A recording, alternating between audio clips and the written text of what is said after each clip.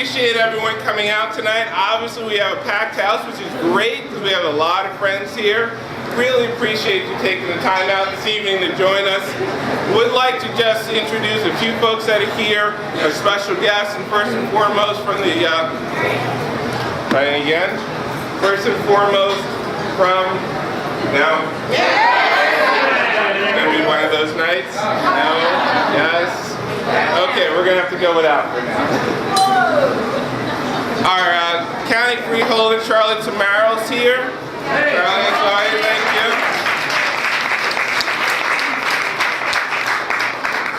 From the Borough Metuchen, we have Councilman Ron Brazel. So Ron here. From Edison, we have Councilman Navarro Gomez. Thank you for being here.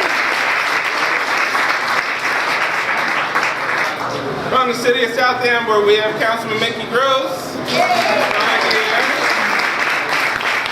Councilman Suzette Zato. And to keep everyone safe, we have, thank you, Chief Levine is here from South Amber. Very good. Thank you very much for being here tonight. Tonight we're here for a very special cause. We're really here to talk about how do we make bigger and better connections in our community.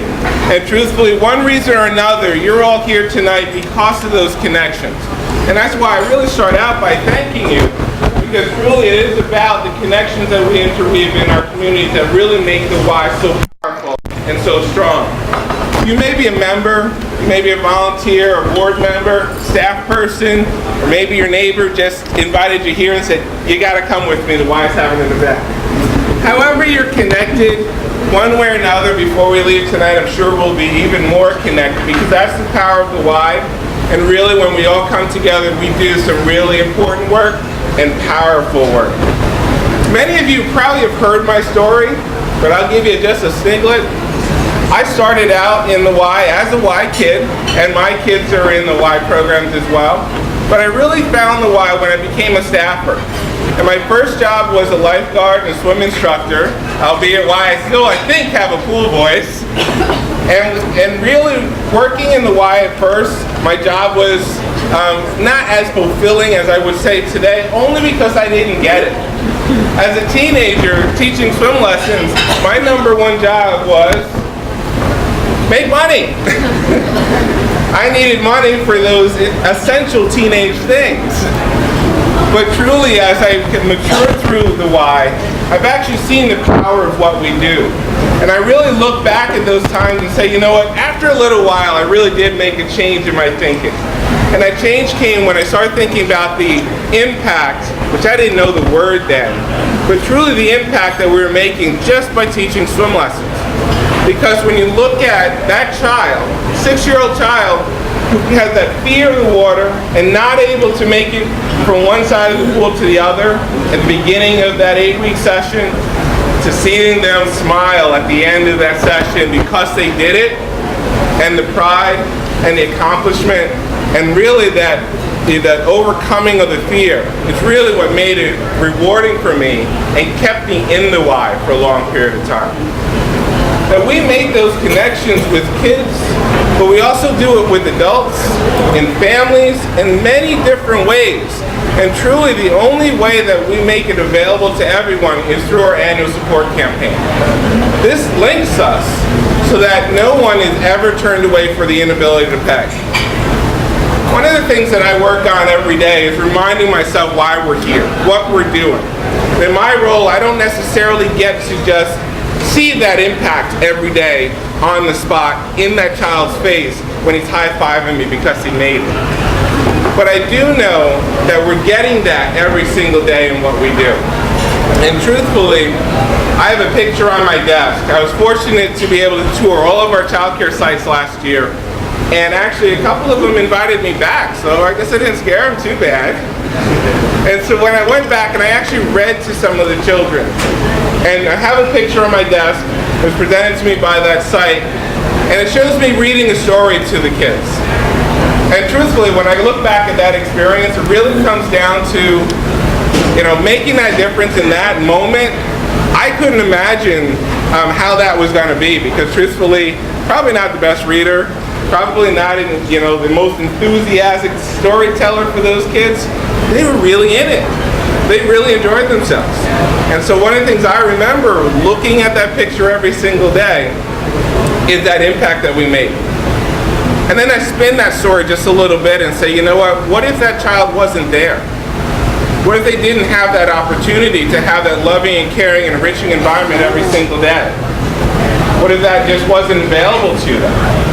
And truly, this is why we have the annual support campaign, so that we don't have a handful of those children not in our programs, that we don't have the cancer survivor not being a part of Livestrong, that we have the single mom that's down on their luck and is trying to make some semblance of family still happen.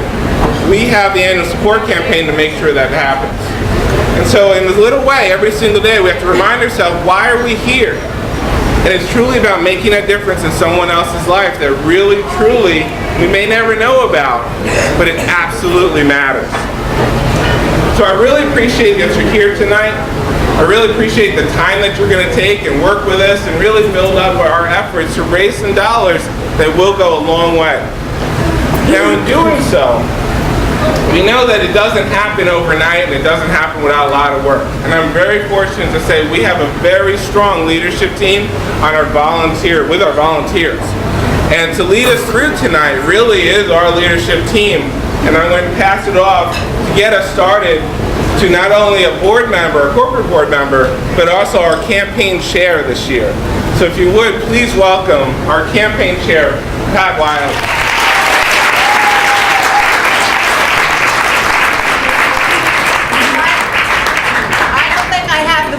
Voice that Scott has, but bear with me. What we're kicking off tonight, and in the baseball theme, is the annual campaign.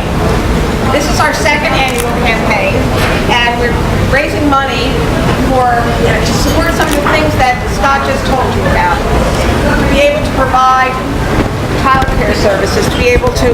Try it. Okay, I don't think it's working. Okay, no. What? What? I don't think it works. So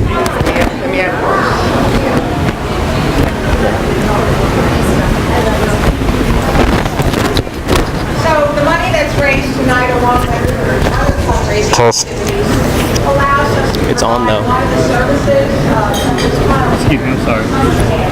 membership fees, for those who really need that help and need to benefit from the wide programs. It's the single most important thing we do, is to take care of people in our communities. Last year, we gave out and supplied scholarships in just about $400,000. That's a lot of money.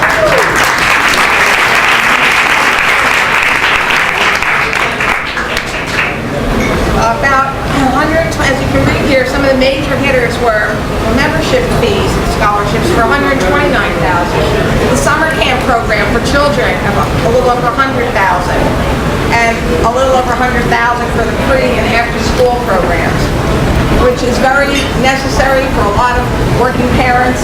They want a safe place for their kids to go. School ends, they don't want their kids wandering around town. They want them to be involved in something.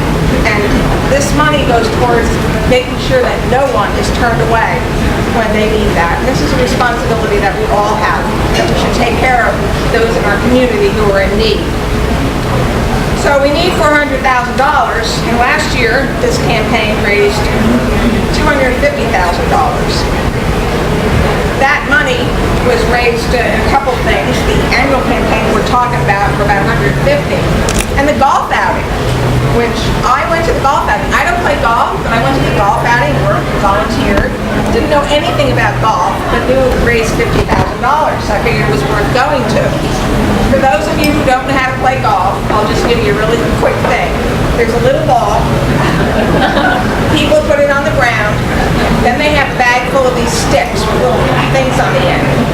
And then they whack that ball, make it go really, really far. And then they run around or get in their carts trying to find that ball. And I guess that's why they say it's a very frustrating game. Because to see people wandering around looking for their ball is pretty frustrating. I feel sorry for some of those, but it did answer the question, why do they have extra balls in their golf bags? So, we raised $250,000 and actually had to provide subsidies to that because from operations, and that's hard to do. That's talking about the running of the Y, where cost savings programs have to be initiated to bring that forth more money. It interferes with some of the programs that could be run. It's a sacrifice that the people who work at the Y make so that we can turn no one away. And that was $119,000 to bridge that gap so that we would be able to provide the services. This year, in our annual fundraising, that doesn't count that golf outing that I'm going to go to again to see how many people find that ball. We are looking to raise $175,000. This campaign actually began in the fourth quarter, and in the fourth quarter, staff members, board members, and other volunteers gave their donations to this campaign. And that's a point I really want to make. Staff members, people who work at the Y, they get paid to work at the Y, actually dig into their pocket and make a donation. That's how caring the people that work at the Y are. And it's good for the community and anybody that goes to the Y to know that. These people that work there care. They care about what the Y stands for, and they're willing to give of their own money. So we've got about a third of the way there, but there's still more to go. So we need to solicit from friends, from members, and from the community. And our goal is made up, as you can see, in a few areas, whether it be the corporate board members who are going to go out and solicit some money, and then each of the branches, Metuchen, Edison, and Southwood, Amboy facilities, as well as all the child care centers and the people that work in the admin office. So we're raising our goal from what we raised last year, trying to make sure that all those programs are offered to folks and make sure that no one is turned away. So, in our baseball theme, we've got the starting pitcher coming up, Paul Edgecombe. Paul is on the Metuchen branch board and was a Y member for many years, and I'd like to share some thoughts that he has now that he's joined the board. I'm really glad I was asked to speak tonight. I think I can speak to the values of the YMCA. I think one of the reasons I might have been asked is because this is not premature gray. I have been around Metuchen in the area for a while, and I've been part of the YMCA as a member for a good long time. I tried to think, what if somebody who was about to join the Y came to me and said, okay, endorse it for me, I haven't made my decision yet. And I could very easily say that from the time Elaine, my wife in the back, and my kids and I moved here 30 years ago, we've gotten fabulous value for the membership dollars we pay to belong to the Metuchen YMCA. Excellent facilities, excellent equipment, excellent programs, and my kids benefited from swimming, basketball, ballet. My daughter took a wonderful class many years ago with just a wonderful teacher. Sad day when that woman left the community and moved away because my daughter looked forward to that. I could go on, I won't, but I've got story after story because, again, I've been walking through the doors of that Y for 30 years. So it is valuable. If you think of it only as a fitness club, if you think of it as a place to go get a workout, if you think about it that way, plenty of value, but that's not all it is. I'd say the second most valuable thing, and Elaine will back me up on this, I'll say, I'm going to the Y for an hour, I'm back in 2.5. Why? Because it's like a community center.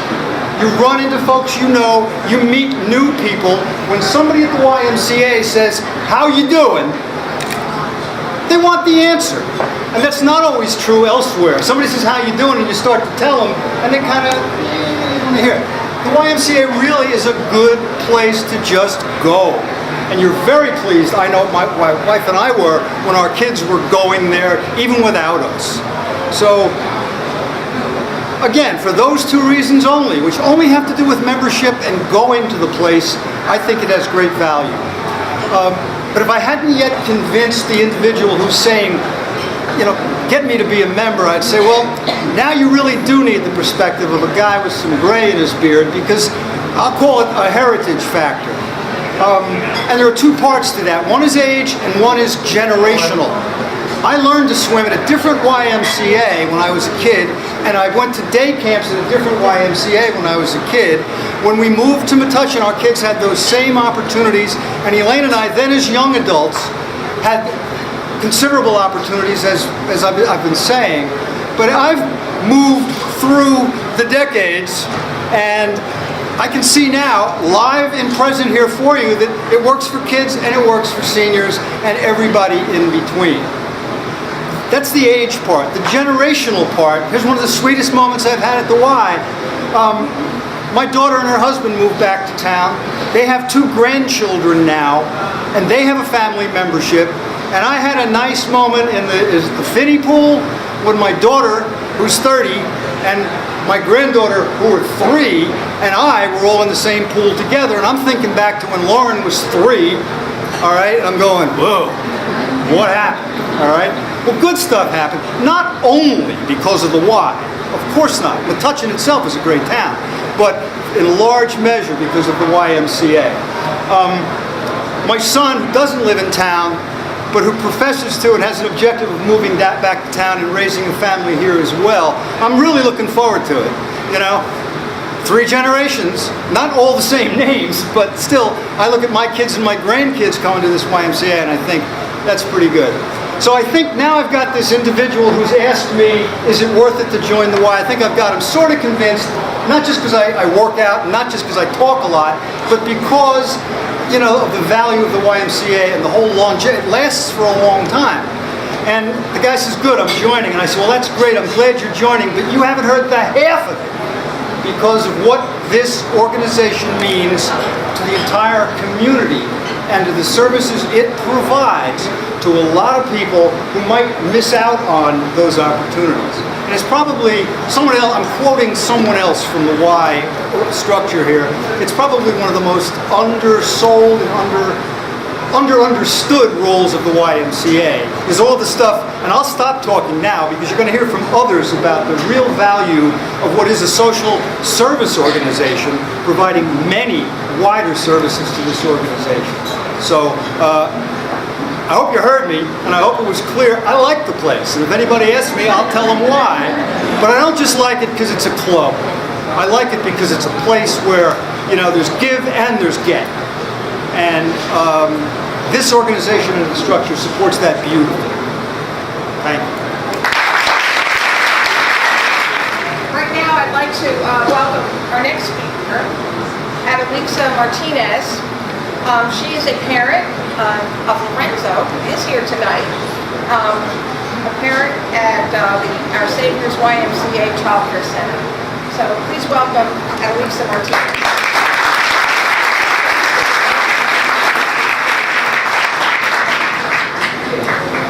Hello, staff and friends of the YMCA. My name is Adelixa Martinez, and my son, Lorenzo Bryant, began attending Our Savior's Child Care Center